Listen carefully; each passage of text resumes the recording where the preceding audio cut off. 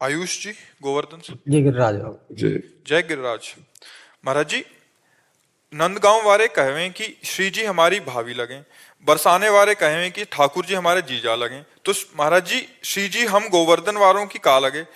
गोवर्धन वाले तो श्री जी को का रिश्तो है? तो वृंदावन वाले को क्या रिश्ता हो? फिर पूरे संसार का क्या रिश्ता है? ये पर्सनल हृदय का रिश्ता है। यहाँ किसी का गांव नगरी से संबंध नहीं है। यहाँ है हमारा श्री जी से संबंध है। अब जैसे बरसाने की लाडली जो है, लालजू उनके प्रीतम है, तो बनता है ना बहनोई कहना, दमाद कहना। अब नंदगांव के भाभी भी कहते हैं श्री जी को, नहीं कहते? हाँ, तो भाव संबंध से है। तो गिरिराज जी दोनों आते हैं खेलने, गिरिराज जी में दोनों रास रचाने आते हैं, दोनों खेलते हैं। तो आप जो भाव, प्रिया प्रीतम भाव, स्वामी भाव, जो भाव कर पाओ वो भाव कर लो। गिरिराज जी तो प्रिया प्रीतम की विहार स्थली है। जैसे बरसाना है तो निज गांव है, नंदगांव है तो ठाकुर जी का निज गांव है, और गिरिराज जी है ये विहार स्थली है। प्रिया प्रीतम की विहार स्थली गिरिराज जी है। तो गांव में तो थोड़ी देर रुकते हैं, फिर दोनों गलबहियां दे के आ जाते हैं गिरिराज जी, और यही खेलते रहते हैं, फिर सांझ के चले जाते हैं। तो अधिक समय तो विहार स्थली में ही व्यतीत करते हैं।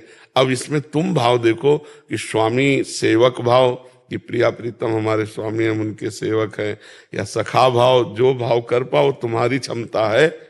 बाबा बाहर के सब पूछे हैं कि इन सबन के तो पक्के रिश्ते आते हैं, तुम्हारी को लगे तुम्हारा का रिश्ता है विनती। हाँ, दोनों हमारे स्वामी हैं, दोनों हमारे स्वामी हम उनके सेवक हैं।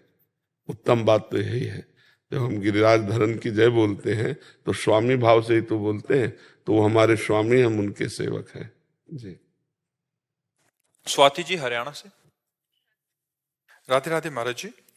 महाराज जी, मैंने पढ़ा था कि ईश्वर प्राप्ति के लिए जीवित गुरु से दीक्षा लेना जरूरी होता है, बिना गुरु ईश्वर प्राप्ति संभव नहीं है। तो क्या सिर्फ नाम जप से ईश्वर प्राप्ति हो जाएगी बिना? हाँ, नाम जप करो, नाम जप से गुरु की प्राप्ति होगी, और गुरु प्रदत्त मंत्र और नाम से ईश्वर की प्राप्ति हो जाएगी। जब तक ईश्वर की भक्ति का बहुत हृदय में व्याकुलता नहीं आती, तब तक गुरु की खोज नहीं होती। और जब ये लगता है मुझे इसी जन्म में भगवत प्राप्ति करनी, तो फिर मतलब बेचैनी आ जाएगी, गुरु के बिना बेचैनी आ जाएगी। किसका प्रश्न है?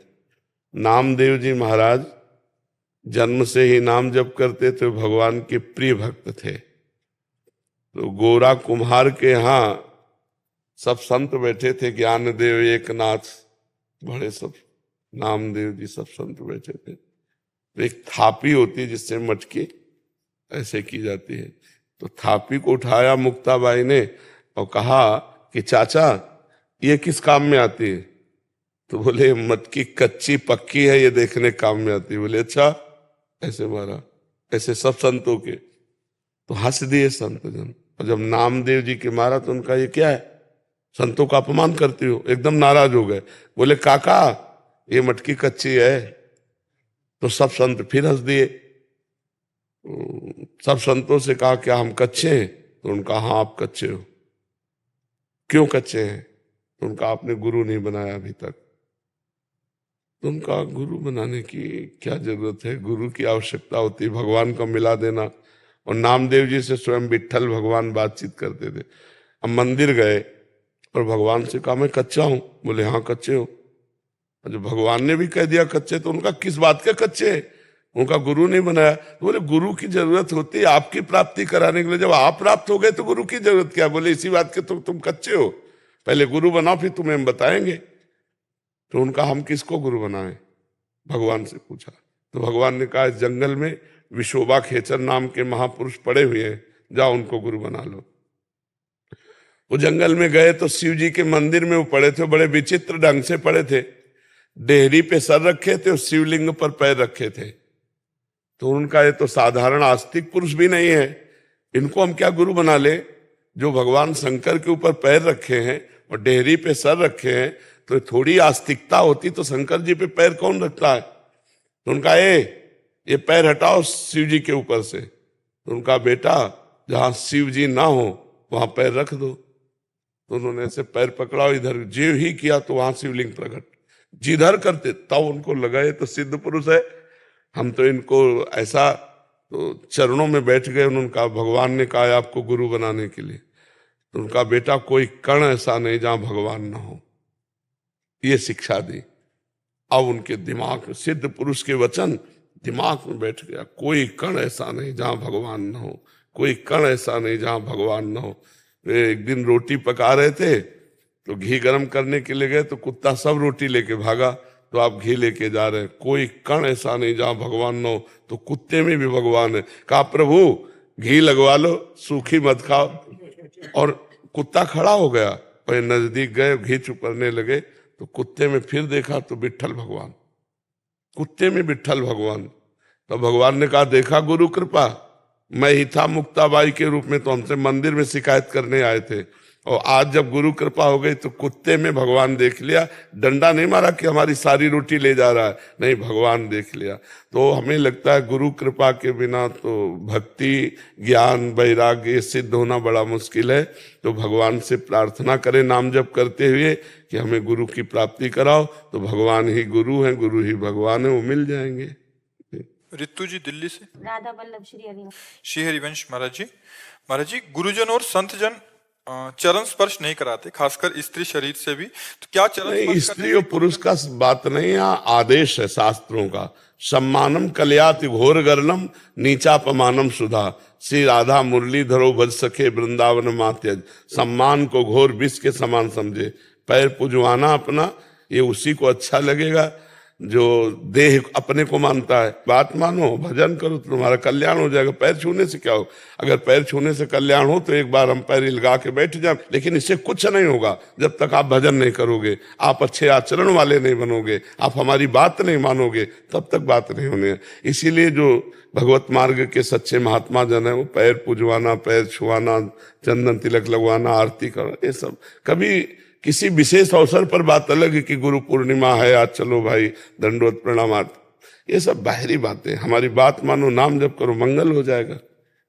महाराज जी भजन तो शीघ्र नहीं होता ना। क्वेश्चन ये था कि अगर पैर छूते हैं तो जैसे भजन क्षीण हो जाए, या हमारा भजन कोई ऐसे रखा है क्या कि तुम पैर छू के ले जाओगे?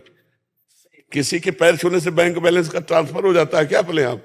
जब तक वो ट्रांसफर नहीं करेगा है, ऐसे हो तो कोई जबरदस्ती लोग गिरा के चढ़ बैठे और पैर छू ले ऐसे ले। जब आप हमारी आज्ञा का पालन किए और आपको देखा कि बहुत तरह से विपरीतता आने पर भी आप डिगी नहीं, आप हमारी आज्ञा का पालन कर, हृदय शीतल हुआ, अब ट्रांसफर हो गया, अब ट्रांसफर हो गया। भजन में बैठे हैं, बात याद आ गई कि यार इतना इसको सताया, इतना इसको कष्ट दिया गया और ये अपने धर्म से नहीं हिला, अब ट्रांसफर हो गया। ऐसे नहीं कि पैर छू के ट्रांसफर करवा लो, कुछ दे देंगे जी। देखो इसमें कई बातें होती हैं। जैसे हम हर समय पवित्र रहते हैं, शरीर पवित्र, वस्त्र पवित्र। अब आप कितना पवित्रता का निर्वाह करते हैं? लघुशंका जाके कितना पवित्र होते हैं, शौच जाके कितना पवित्र होते हैं। आप हमें छू लिए तो बराबर हो गया ना। अब हमारे भजन में विक्षेप पहुंचेगा ना, ये पहली बात। दूसरी बात, शास्त्रों की आज्ञा है, ये सब नहीं कराना चाहिए। सब मानप्रद, आप अमानी, मान रहित होकर के रहना चाहिए। तीसरी बात, परमाणु है, आप किस विचार वाले हैं, कैसा चिंतन करते हैं, कितना भजन करते हैं, आप छुएंगे तो वो परमाणु हमारे अंदर आएंगे। तो इसलिए महाराज जी परमाणुओं का भी फर्क पड़ता है, बहुत बड़ा फर्क पड़ता है, तुरंत फर्क पड़ता है। जिस कपड़े में हम बैठते हैं उस कपड़े में बैठ के देखो तुम्हारा चिंतन क्या होता है, और उसी कपड़े में, एक कपड़े में जाओ गृहस्थी लोग भोग करते हैं, उस कपड़े में बैठ के देखो तुम्हारा चिंतन क्या होता है। अपने अपने स्थान का प्रभाव होता है। तो इसीलिए दूरी बना के रखी जाती है कि छुओ मत, आप अपने भजन में लगो, हमारी बात मानो, आपका अपना कल्याण होगा, हमको भी भजन करने दो। तो ये जो भजनानंदी संत जन है वो प्रायः नहीं छूते और न छूने देते हैं, क्योंकि दूरी बना के रखो, आप अपना भजन करो, हम अपना भजन करें, हमारी बात मानो, तुम्हारा भी मंगल हो, हमारा भी मंगल हो।